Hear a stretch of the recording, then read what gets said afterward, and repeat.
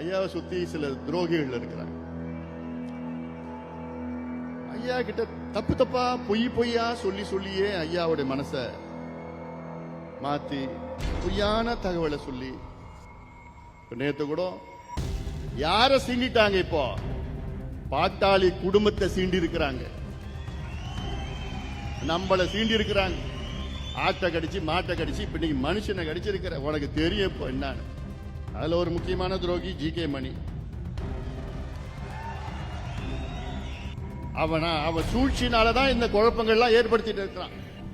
நமக்குள்ள குழப்பம் ஏற்படுத்தி இங்கே கொளுத்தி போடுவான், அங்க கொளுத்தி போடுவான். அதுதான் அவனை PhD படிச்சு வச்சிருக்கிறான் திமுக. அதுக்கு இந்த மக்கள் விரோத சக்தி திமுக, பெண்களுக்கு எதிரான சக்தி திமுக, கஞ்சா விற்கின்ற திமுக, மது விற்கின்ற திமுக, கேடு கட்ட திமுக ஆட்சியை பற்றி நீங்கள் வீதி வீதியாக வீடு வீடாக ஊராக சொல்லுங்கள். இந்த 45 நாள்ல 26 அறிவிப்புகள். என்ன அறிவிப்புகள்? திட்டங்களா தான் சொல்லுவாங்க. சாகர நேரத்தில் சங்கரான்னு சொன்னாங்க. நம்மை காக்கும் 48, நலன் காக்கும் ஸ்டாலின். யார நலத்தை காட்டாரு?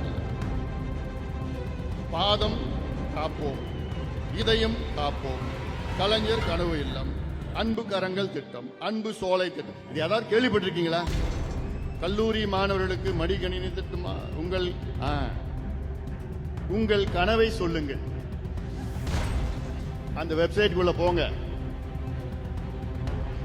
நீங்க மட்டும் இல்ல, நம்ம இளைஞர்கள் எல்லாத்தையும் சொல்லி உள்ள போயிட்டு உங்களுக்கு என்னென்ன மனசுல தோன்றுதோ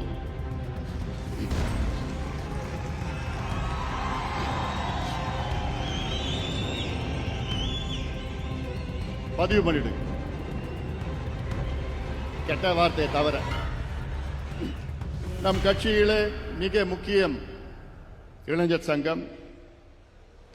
இளைஞர்கள் உங்களை நம்பித்தான் நம் கட்சி இருக்கிறது. நீங்கள் வருகின்ற சட்டமன்ற தேர்தலில் அர்ப்பணிப்போடு நீங்கள் பணியாற்ற வேண்டும். இன்னும் 2 மாதத்தில் தேர்தல்.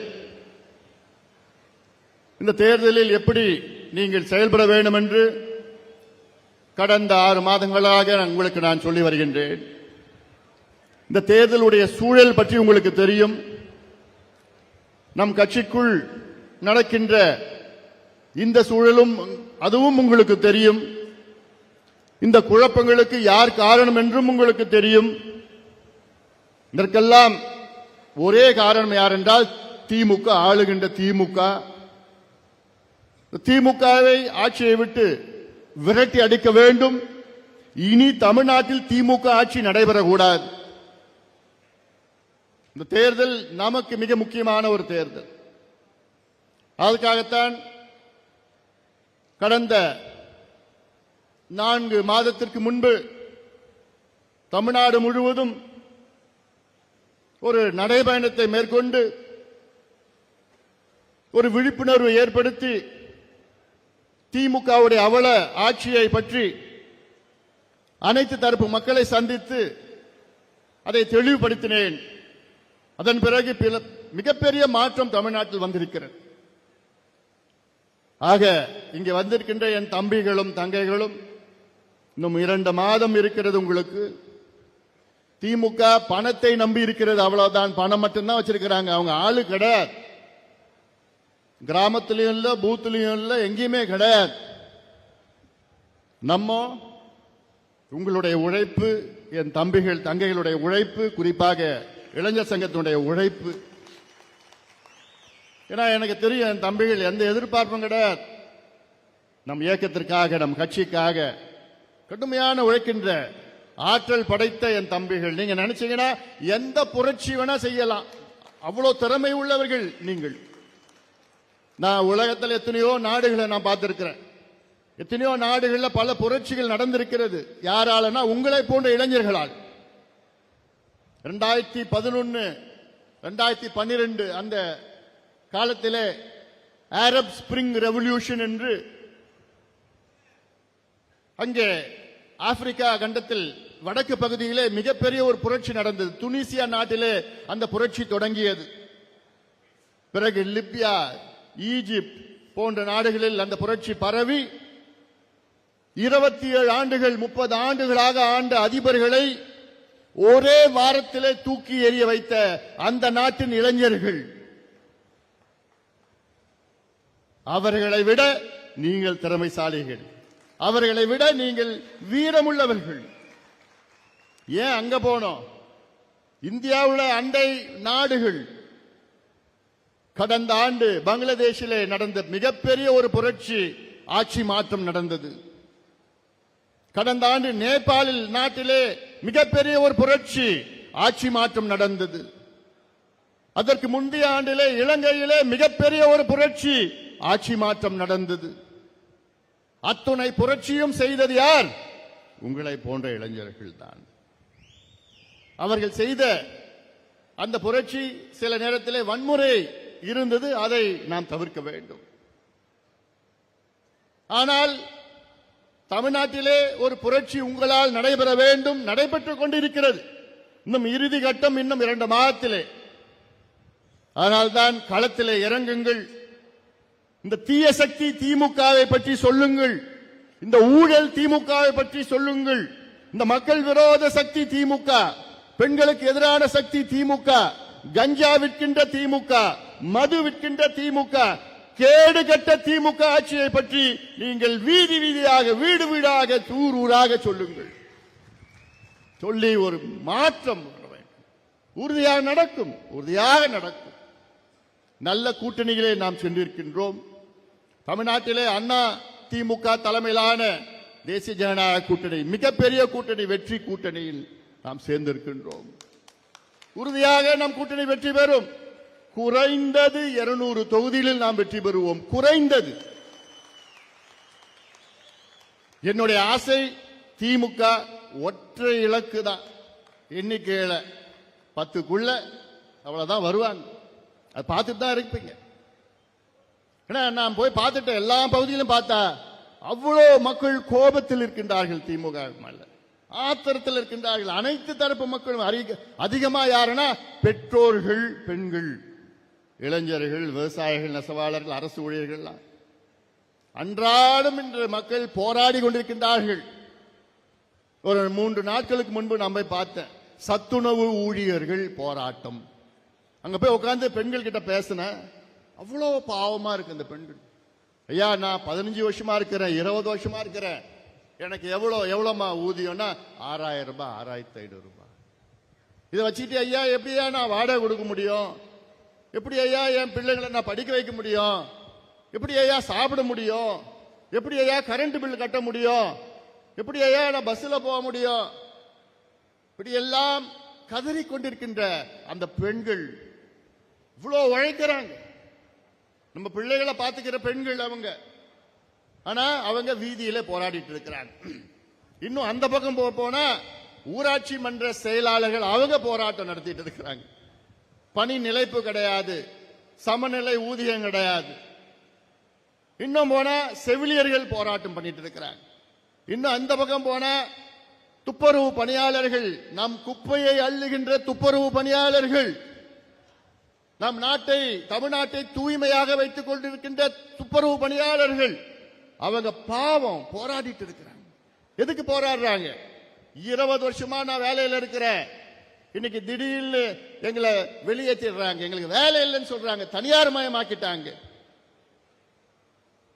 ஸ்டாலின் அவர்களே, நிச்சயமாக அத்துணை தரப்பு மக்களுக்கும் நீங்கள் துரோகம் செய்திருக்கிறீர்கள். ஒரு பக்கம் செவிலியர்கள், ஒரு பக்கம் மருத்துவர்கள், ஒரு பக்கம் இடைநிலை ஆசிரியர்கள், ஒரு பக்கம் துணை பேராசிரியர்கள், ஒவ்வொரு பக்கமும் ஒவ்வொரு போராட்டம் நடந்துட்டு இருக்குது. அத்துணை போராட்டத்திற்கு காரணம் யார் தெரியுமா? முதலமைச்சர் மு.க. ஸ்டாலின் அவர்கள். ஏன் தெரியுமா? 5 ஆண்டுகளுக்கு முன்பு இதே முதலமைச்சர் மு.க. ஸ்டாலின் அவர்கள் வாக்குறுதிகளை கொடுத்தார்கள் இத்தனை மக்களுக்கு.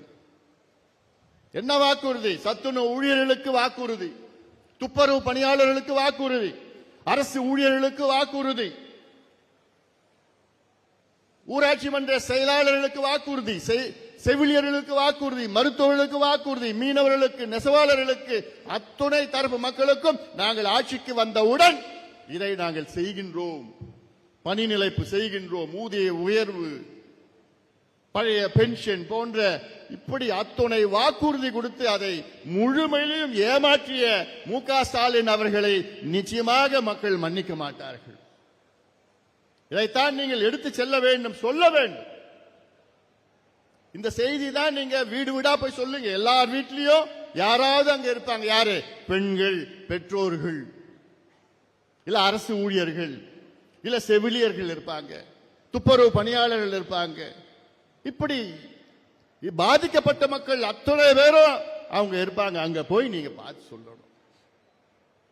ஏன்னா இது அவசியமான அந்த அளவுக்கு ஒரு மோசமான ஆட்சி. ஆனால் நாடகம் ஆடிக்கொண்டிருக்கின்ற ஸ்டாலின் அவர்கள் எனக்கு ஒரு அதாவது இந்த 2 மாதங்களும் இல்ல, 1.5 மாதத்தில் 45 நாள்ல ஸ்டாலின் அவர்கள் 26 அறிவிப்புகள் வெளியிட்டிருக்கின்றார். இதுதான் பெரிய ஜோக்கு. 5 ஆண்டு காலம் ஆட்சியில் இருந்த ஸ்டாலின் அவர்கள் அப்பெல்லாம் விட்டுட்டார். என்னன்னு ஆட்சி அவர் என்னன்னு தெரியல, என்ன நடக்குதுன்னு தெரியல, அது வேற. இந்த 45 நாள்ல 26 அறிவிப்புகள். என்ன அறிவிப்புகள்? திட்டங்களாம் தான் சொல்லுவாங்க. சாகர நேரத்தில் சங்கரா சங்கரான்னு சொன்னான். இன்னும் இருக்க போறதே இன்னும் 2 வாரத்தில் கோட் ஆஃப் கான்டக்ட் வரப்போகுது. 5 ஆண்டு காலம் தூங்கிக் கொண்டிருந்த திமுக தேர்தல் வந்தவுடன் முடித்துக் கொண்டு, அதுவும் எப்படிப்பட்ட வாக்குறுதிகள், எப்படிப்பட்ட திட்டங்கள், இது திட்டங்களா அதெல்லாம். அதாவது 45 நாள்ல 26 திட்டங்கள். வெக்கக்கேடு இதெல்லாம். அதாவது இதுல நான் எனக்கு படிக்கிறதுக்கு கூட மனசு வரல, ஆனாலும் உங்களுக்கு கொஞ்சம் தெரிவிக்கணும். இன்னுயிர் காப்போம் நம்பிக்கை நம்மை காக்கும் 48, நலன் காக்கும் ஸ்டாலின். யார நலத்தை காட்டான்னு தெரியல. பாதம் காப்போம், இதயம் காப்போம், கலைஞர் கனவு இல்லம், அன்பு கரங்கள் திட்டம், அன்பு சோலை திட்டம். இது யாராவது கேள்விப்பட்டிருக்கீங்களா? நான் நிச்சயமா யாருமே கேள்விப்படல. ஆனாலும் இது தினம் ஏதாவது அறிவிப்பு ஏதோ எழுதி கொடுப்பாங்க, அது படிச்சுட்டு போவாரு. அவருக்கும் என்னன்னு தெரியாது, எழுதி கொடுத்த அதிகாரிக்கும் என்னன்னு தெரியாது, அதுக்கு நிதியும் கிடையாது, எதுவுமே கிடையாது. ஆனா மக்கள் ஏமாந்துருவாங்கன்னு இவங்க நினைச்சிட்டு இருக்கிறாங்க. ஏமாற போவதே இவங்க தான். தோழி விடுதியா, குறு சிறு நிறுவனங்களுக்கு கடன் உத்தரவாத திட்டமா, கலைஞர் அனைத்து கிராம ஒருங்கிணைப்பு வேளாண் வளர்ச்சி திட்டமா, கலைஞர் நகர்ப்புற மேம்பாடு திட்டமா, உங்களுடன் ஸ்டாலின். நாயா தினம் தானே ஸ்டாலின் அவர்களை உங்களை டிவியில பாக்குறோம். ஒரு அறிவிப்பு ஏதோ ஒண்ணு எழுதி கொடுத்து படிச்சுட்டு போறீங்க. கலைஞர் கைவினை திட்டமா, உள்ளாட்சி அமைப்புகள், அயோத்தியதாஸ் பண்டிதர் குடியிருப்பு, தொல்குடி திட்டம், டாக்டர் கலைஞர் விளையாட்டு திட்டம், பேராசிரியர் அன்பழகனார் கல்வி திட்டம், பேருக்கு குறைச்சல் இல்லை. பெருந்தலைவர் காமராஜ் திட்டம், ஏதோ திட்டம், அண்ணல் அம்பேத்கர் திட்டம், முதலமைச்சர். இப்பதான் உங்களுக்கு தெரியுது பேரெல்லாம். தேர்தல் நெருங்க முதலமைச்சர் தாயுமான திட்டமா, முதலமைச்சர் கிராம சாலை மேம்பாடு. இது ஸ்டாலின் அவர்கிட்ட கேட்டாலே தெரியாது.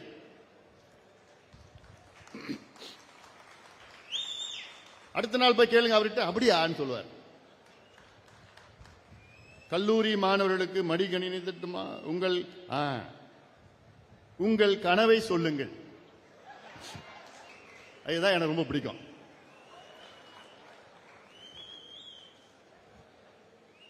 உங்கள் கனவை சொல்லுங்கள். சொல்லிடலாமா? ரெடியா? அதுல என்ன பண்ணுங்க, அந்த வெப்சைட்டுக்குள்ள போங்க. நீங்க மட்டும் இல்ல, நம்ம இளைஞர்கள் எல்லாத்தையும் சொல்லி உள்ள போயிட்டு உங்களுக்கு என்னென்ன மனசுல தோண்டுதோ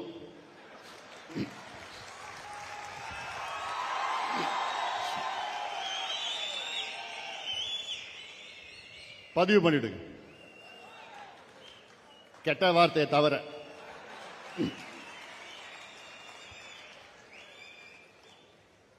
எல்லார் இளைஞர்களையும் சொல்லுங்க, நம்ம கட்சி பக்கத்துல வீடு அந்த வீடு எல்லார் வீடும் சொல்லுங்க, இளைஞர்கள்ட்ட சொல்லுங்க.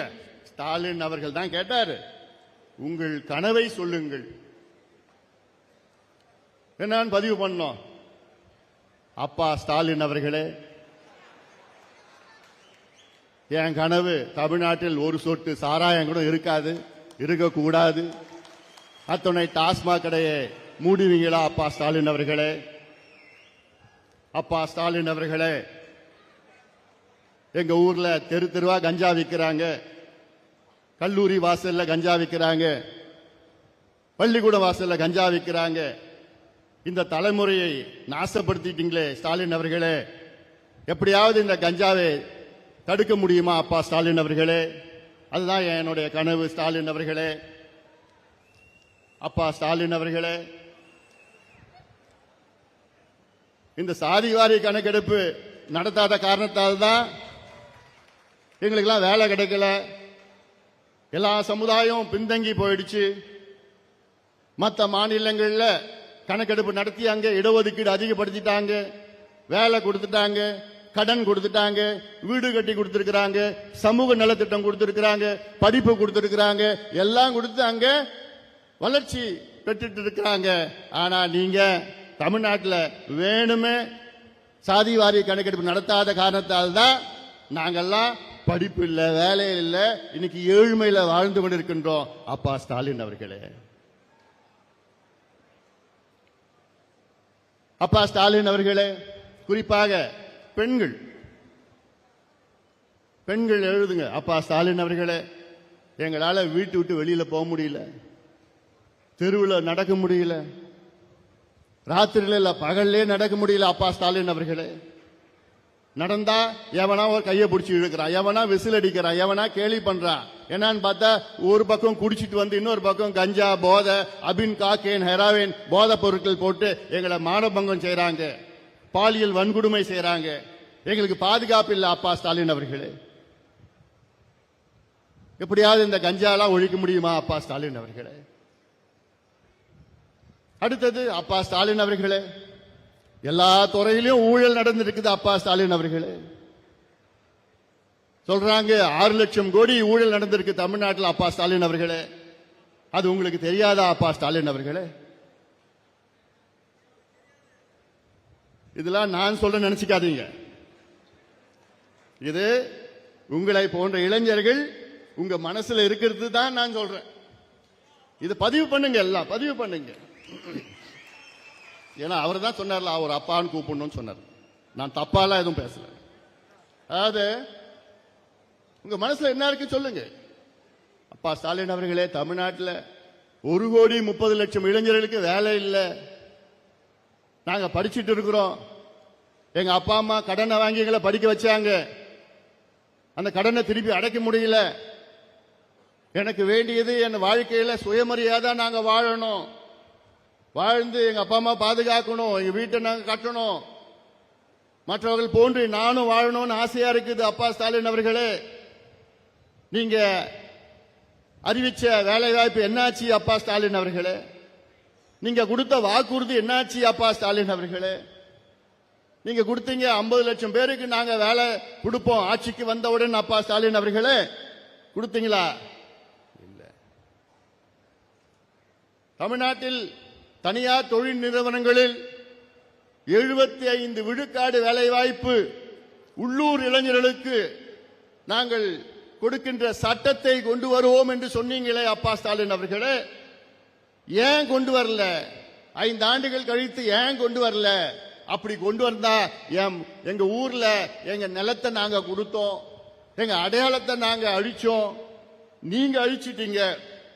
நேத்து கூட பணம்பாக்கம் ராணிப்பேட்டை மாவட்டத்தில் டாடா நிறுவனம் அங்க 500 ஏக்கர் நாங்க கொடுத்தோம், எங்க நிலத்தை கொடுத்தோம், எங்க அடையாளத்தை இழந்தோம், எங்க வீடு, எங்க கோவில், எங்க சுடுகாடு, எங்க பள்ளிக்கூடத்தை எல்லாத்தையும் எடுத்துக்கிட்டு நீங்க போனீங்களே.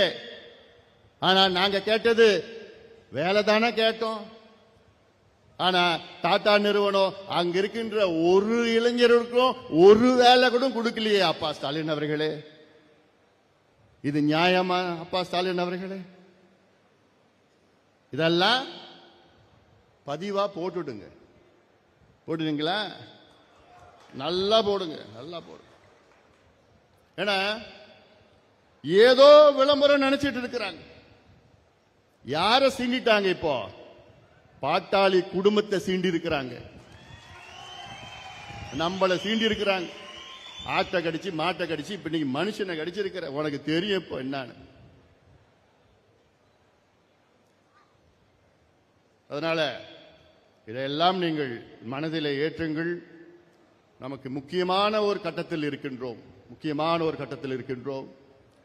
இந்த கட்டம் இந்த 2 மாதம் தேர்தல் எப்படியாவது ஏப்ரல் மாதம் 1வது வாரம் 2வது வாரத்தில் வரும். அதற்கு இந்த 2 மாதம் தான் இருக்கு. களத்தில் கடுமையா நீங்க பணியாற்றுங்கள். நம்ம மட்டும் இல்லை, நம்ம கூட்டணியும் மிகப்பெரிய வெற்றி பெற வேண்டும், மிகப்பெரிய வெற்றி பெற வேண்டும். நமக்குள்ள ஒரு ஒருங்கிணைப்பு ஏற்படுத்தணும். எந்த ஈகோவும் உங்களுக்கு இருக்கக்கூடாது. அது சொல்றேன், எந்த ஈகோவும் ஐயோ என்னை கூப்பிடல, என்னை அழைக்கல, எனக்கு சொல்லல, அந்த வார்த்தையே உன் வாயில வரக்கூடாது. உங்களை கூப்பிடுறாங்க கூப்பிடல அதை பத்தி கவலையே கிடையாது. எனக்கு எல்லாம் சொல்லணும். மற்ற கூட்டணி கட்சிகள், நம் கூட்டணியில் இருக்கிற கட்சிகள் என்கிட்ட சொல்லணும், எங்க உங்க தம்பிகள் போன்ற யாருமே உழைக்கலைங்க, அவ்வளோ வேகமா வேலை செய்யறாங்க, நாங்க இது இவ்வளவு சந்தோஷமா இருக்குங்க. நான் அந்த வார்த்தை எனக்கு கேட்கணும். கேட்குமா? உறுதியா கேட்கணும், உறுதியா கேட்கணும். ஏன்னா இது நம்முடைய வெற்றி. நம்ம வெற்றினா இது யாருடைய தோல்வி? திமுகவுடைய தோல்வி. இது திமுகவுடைய தோல்வி.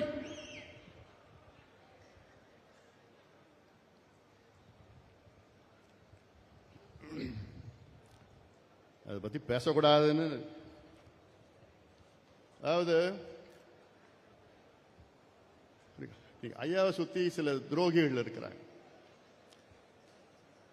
ஐயா கிட்ட தப்பு தப்பா பொய்யா சொல்லியே ஐயாவுடைய மனசை மாத்தி பொய்யான தகவலை சொல்லி, நேற்று கூட நம்ம சின்னம், நம்ம தேர்தல் ஆணையம் நமக்கு தான் அங்கீகாரம் கொடுத்து எல்லாமே இருக்குது. அதையும் ஐயா கிட்ட பொய்ய சொல்லி நம்ம தான் வெற்றி பெற்றோம், நம்ம தான் வந்துருச்சு, இப்படி எல்லாம் சொல்லிக்கிட்டு இருக்கின்ற இந்த துரோகிகள். அதுல ஒரு முக்கியமான துரோகி ஜி.கே. மணி.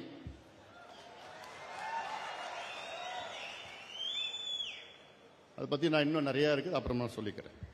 நான் சொல்ற அளவுக்கு தகுதி கிடையாது அவருக்கு. இந்த கூட்டத்தில் அவரை பத்தி பேசுறதுக்கு தகுதி கிடையாது, தகுதி இழந்துட்டார். ஏன்னா இதெல்லாம் நான் வேற விதத்தில் சொல்றேன். ஏன்னா அதைத்தான் நான் மீடியாவில் போடுவாங்க நாளைக்கு. இன்னைக்கு தமிழ்நாட்டில் அனைத்து தரப்பு மக்களும், மீண்டும் சொல்றேன், அதிகமா கோபமா இருப்பது பெண்கள் தான், பெற்றோர்கள் பெண்கள் தான் இருக்கிறாங்க. தினம் சட்டம் ஒழுங்கு பிரச்சனை மட்டும் இல்லை, தினம் பெண்களுக்கு எதிரான ஒரு நிகழ்வு நடந்துட்டு இருக்கு, தினம் நடந்துட்டு இருக்குது. அவ்வளோ கோபத்தில் இருக்கின்றார்கள். அரசு ஊழியர்களை பத்தி உங்களுக்கு தெரியும், ஆசிரியர்கள், இணை பேராசிரியர்கள், எங்க போனாலும் மருத்துவர்கள், நெசவாளர்கள், விவசாயிகள் எல்லாம் உங்களுக்கு கோபத்தில் இருக்கு. இன்னைக்கு திமுக இன்னைக்கு ஏதோ களத்தில் இருக்கிறாங்க, இல்ல களத்தில் ஏதோ இருக்கிற மாதிரி ஒரு தோற்றத்தை உருவாக்கி இருக்கின்றாங்க. ஒரு இல்யூஷன் தான் திமுக இன்னைக்கு, ஒரு இல்யூஷன், அவ்வளவுதான். அதுக்கு காரணம் என்னன்னா சில ஊடக நண்பர்கள், அவ்வளவுதான். இப்ப எல்லாமே புரிஞ்சுக்கிட்டாங்க அவங்கள பத்தி. இன்னும் கொஞ்ச நாள் ஊடகமும் அவங்க வேலையை காமிச்சிட போகுது நினைச்சிட்டு இருக்கிறாங்க. ஏன்னா இவ்வளவு ஒரு மோசமான ஆட்சி தமிழ்நாடு பார்த்தது கிடையாதுப்பா. தமிழ்நாட்டில் இதுவரைக்கும் சுதந்திரத்துக்கு பிறகு தமிழ்நாட்டில் 16 தேர்தல்கள் நடந்தது. அதில் 12 முதலமைச்சர்கள் தேர்வானார்கள். நம்முடைய கர்ம வீரர் காமராசர் அவர்கள், அண்ணா அவர்கள் போன்ற முதலமைச்சர்கள் எல்லாம் 12 பேர் தேர்வு பண்ணாங்க. இந்த 12 முதலமைச்சர்கள் மிக மோசமான முதலமைச்சர் என்று பெயர் எடுத்தது இப்ப இருக்கின்ற முதலமைச்சர் மு.க. ஸ்டாலின் அவர்கள். என்ன நடக்குதுன்னே தெரியாத முதலமைச்சர் நீங்க பார்த்திருக்கீங்களா? அவர் என்ன நடக்குதுன்னே தெரியல. ஏதோ 4 அதிகாரிகள், 5 வியாபாரிகள். வியாபாரிகள் யார நான் சொல்றேன்?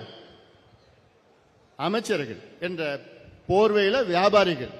இந்த வஜ்ரவேலு எத்திராஜ் வஜ்ரவேலு யார்? அவர் அமைச்சரா? அவர் வியாபாரி. இன்னும் 2 மாசம் தான்.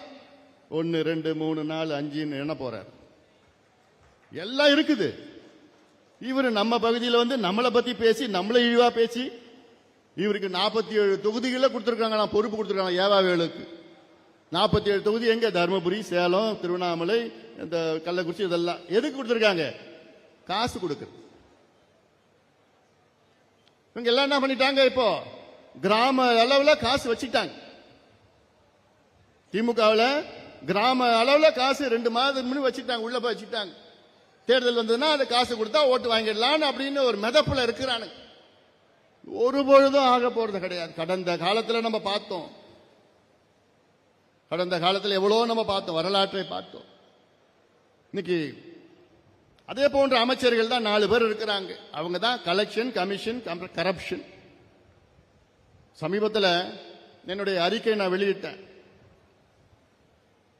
ராயபுரத்திலிருந்து திருவான்மியூர்ல இருந்து உத்தண்டி வரைக்கும் பறக்கும் சாலை 14 கிலோமீட்டர். அதுல 700 கோடி ஊழல் நடந்திருக்கு. 700 கோடி யாருன்னா ஏவாவேலு. அது என்னயா? ஒரே ஒரு கம்பெனி, ஆந்திரா கம்பெனி, ஒரு கம்பெனி தான் இருக்காங்க உலகத்தில். வேற எந்த கம்பெனியும் கிடையாதா?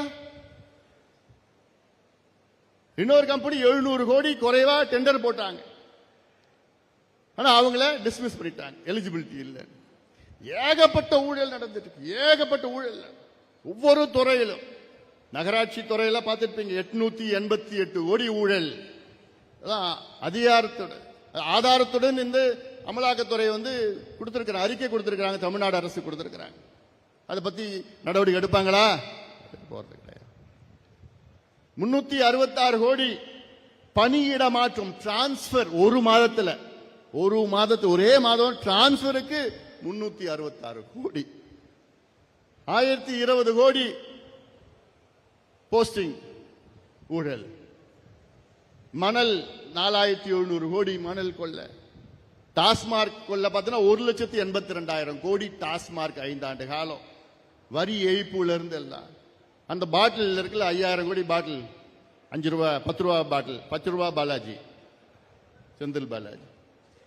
இப்படி ஒவ்வொரு துறையிலும் அவ்வளோ ஊழல் எல்லாம் வச்சிருக்கிறோம். நடக்குது, வேலை பண்ணிட்டு இருக்கிறோம், வெளியில வரும். அதனால மக்கள் இன்னைக்கு வெறுப்புல இருக்கிறாங்க. திமுக மீது வெறுப்புல. மக்கள் மட்டும் இல்ல, அவங்க கூட இருக்கிறவங்களே வெறுப்புல ஆயிட்டாங்க. அவங்க கூட்டணியே வெறுப்புல இருக்கிறாங்க. அவங்க கூட்டணியே யாரும் வேலை செய்ய போறது கிடையாது. அவங்க கூட்டணியே அவங்கள தோக்கடிச்சிடுவாங்க. இதெல்லாம் நீங்க பார்க்க தான் போறீங்க. அதனால களம் நமக்காகவே இருக்கிறது, நமக்கு சாதகமாக இருக்கிறது, நம் கூட்டணிக்கு சாதகமாக இருக்கிறது. அதனால் நீங்கள் எல்லோரும் களத்தில் இறங்குங்கள். எந்த எதிர்பார்ப்பு இல்லாமல் நீங்கள் அர்ப்பணிப்போடு நீங்கள் பணியாற்ற வேண்டும். நம் கூட்டணி மிகப்பெரிய வெற்றியை பெற வேண்டும். வெற்றியை பெற்று நம்முடைய திட்டங்கள் எல்லாம், நம்முடைய கொள்கை திட்டங்கள், சாதிவாரி கணக்கெடுப்பு போன்றதெல்லாம் நம் திட்டங்கள் எல்லாம், அதை நாம் நிச்சயமாக நாம் நிறைவேற்றுவோம். சமூக நீதி நம் கொள்கை, உயிர்மூச்சு கொள்கை, அதையெல்லாம் அதில் இருக்கின்ற அத்துணை செயல்களிலும் நாம் நிறைவேற்றுவோம். இதெல்லாம் எவ்வளோ இருக்கிறது, அதெல்லாம் அதற்கு நாம் வெற்றி பெற்றாக வேண்டும். இந்த தீய சக்தி, இந்த திமுக, அதை அப்புறப்படுத்த வேண்டும். இனி தமிழ்நாட்டில் திமுக ஆட்சி வரக்கூடாது. வரப்போவது கிடையாது, வரப்போவது கிடையாது. அதுதான் முக்கியம். இங்க நீங்க ஞாபகம் வச்சுக்கணும், வரப்போறது கிடையாது. அந்த வகையில் நீங்கள் எல்லோரும் வேகமாக பணியாற்றுங்கள், அர்ப்பணிப்போடு பணியாற்ற வேண்டும். உங்களை நம்பி இருக்கின்றேன். நான் இளைஞர் சங்கத்தில் உள்ள என் தம்பிகளை நம்பி இருக்கின்றேன், உங்களை நம்பி நான் இருக்கின்றேன். நிச்சயமாக உங்களை 100 விழுக்காடு நான் நம்பலாம். காரணம், உங்களுடைய சக்தி, உங்களுடைய திறமை, உங்களுடைய வீரம், உங்களுடைய செயல்பாடுகள் எல்லாம் நான் பார்த்து வருகின்றேன். அந்த வகையில் உங்களை போன்று வேற எந்த கட்சியிலோ வேற எந்த இயக்கத்திலோ யாருமே கிடையாது. அந்த அளவுக்கு நீங்கள் வீரம் படைத்தவர்கள், உறுதி படைத்தவர்கள். அதே வேளையில் நமக்குள்ள விமர்சனம் செய்து உங்கள் நேரத்தை வீணாக்காதீர்கள். புரியுதா? சொல்றது புரியுதா? இது முக்கியமான நீங்க புரிஞ்சுக்கணும். நமக்குள்ள நீங்க விமர்சனம் போட்டு பதிவு போட்டு அவன் போட்டானா இவன் போட்டா அதெல்லாம் வேண்டாம். நேரத்தை வீணாக்காது. நமக்கு ஒரே எதிரி யாரு? இந்த திமுக, கொடுங்கோல் திமுக ஒரே எதிரி, அவ்வளவுதான். அவன் சூழ்ச்சினாலதான் இந்த குழப்பங்கள்லாம் ஏற்படுத்திட்டு இருக்கிறான். நமக்குள்ள குழப்பம் ஏற்படுத்தி இங்கே கொளுத்தி போடுவான், அங்க கொளுத்தி போடுவான். அதுதான் அவனை PhD படிச்சு வச்சிருக்கிறான் திமுக. அதுக்கு எப்படி எப்படி குழப்பம் பண்றது, எப்படி எப்படி பண்றது, யாரை வச்சு பண்ணலாம், எப்படி வச்சு பண்ணலாம்னு இருக்குது. அதனால இது நம்முடைய எதிரி திமுக. திமுகவை வீழ்த்த வேண்டும். ஒற்றை எண்ணிக்கையில தான் அவங்க ஜெயிப்பாங்க. அது கூட ஜெயிப்பாங்களான்னு தெரியாது. அந்த நிலை வந்துடுச்சு. இன்னும் போக போக வேற விதமா இன்னும் வேகமா போயிட்டு, அதை நீங்கள் மனதிலே வைத்து இங்கே வருகை தந்திருக்கின்ற என் தம்பிகளே, என் தங்கைகளே, களத்தில் இறங்கி வேகமாக பணியாற்றி நம் கூட்டணி அதிமுக தலைமையிலான வெற்றி கூட்டணி நாம் உருவாக்கி இருக்கின்றோம். நம் கூட்டணி மிகப்பெரிய வெற்றி பெற வேண்டும் என்று இந்த நேரத்திலே நான் கேட்டுக்கொள்கின்றேன்.